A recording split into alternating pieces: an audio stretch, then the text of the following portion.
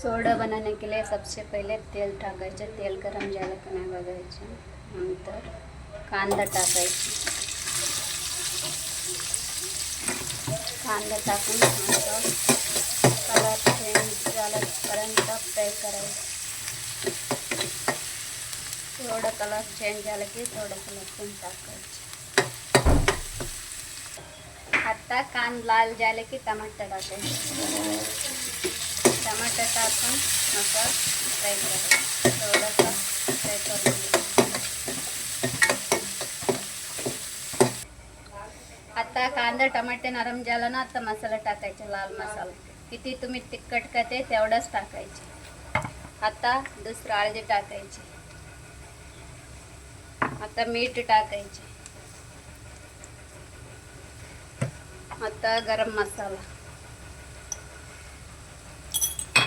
जिरं पावडर थोडंसं टाकायचे. आता सगळं टाकल्यानंतर मिक्स करायचे चांगले.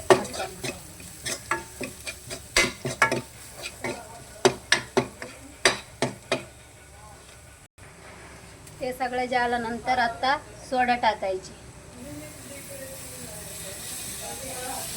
सोडा टाकून चांगले फ्राय करायचं.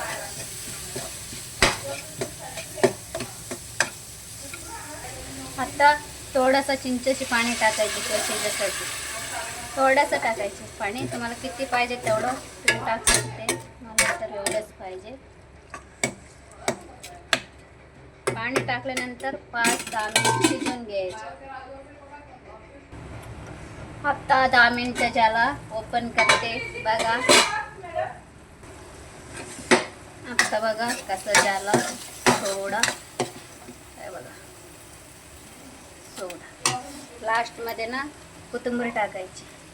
आता कोथिंबीर टाकून मस्त हात फिरवायचे. असं आता बघा झालं आपला सोडा.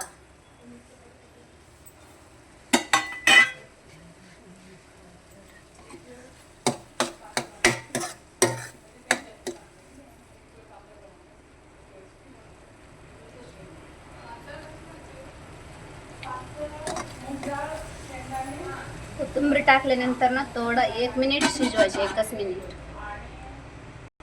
हा सोडा आहे ना चपाती के सोबत खायचे, नाहीतर तांदूळ की भाकरी के सोबत खाली ना एक नंबर चांगले वाटते.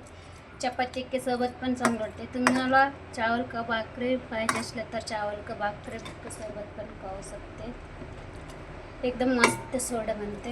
हा बघा तुम्ही बघून घ्या किती चांगलं टेस्ट आला. खूप छान होते. असं बनवून खावा.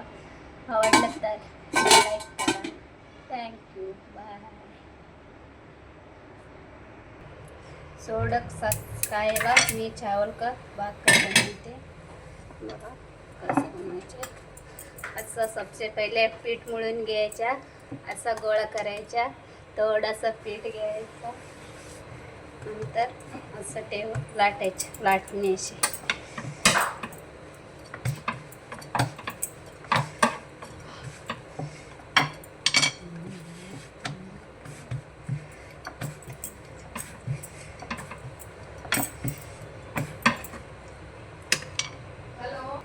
बघा मी लाटल्या भाकरी असं घ्यायचं. आतमध्ये घेऊन असं टाकायचे.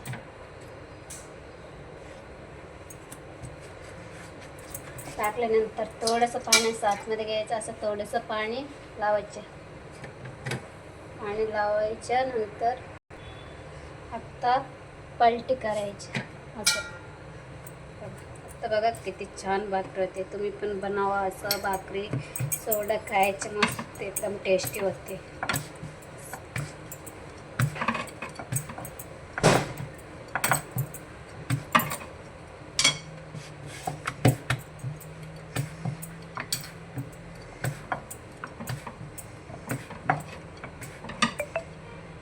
बघा आता कसं होते भाकरी. फुगते बघा किती छान फुगते. पोरेसारखं.